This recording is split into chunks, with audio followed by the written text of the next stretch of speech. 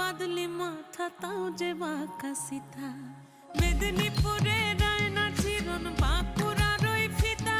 আর যতন করে বাঁধলি মাথা তাও যে বাঁকা সিথা পেছ পাড়ি